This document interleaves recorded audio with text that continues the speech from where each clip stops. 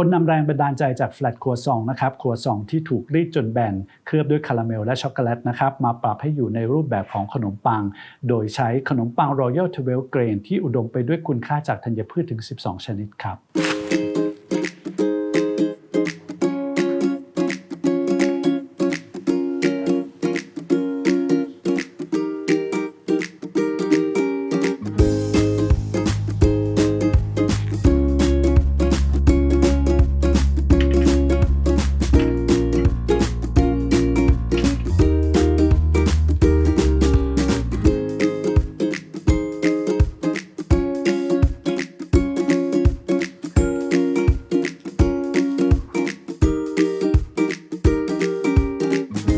บอกได้เลยนะครับว่าปังแบนกรอบคาราเมลช็อกโกแลตของเราเนี่ยครับอร่อยไม่แพ้แฟลตครัวซองเลยไม่เชื่อต้องลองครับ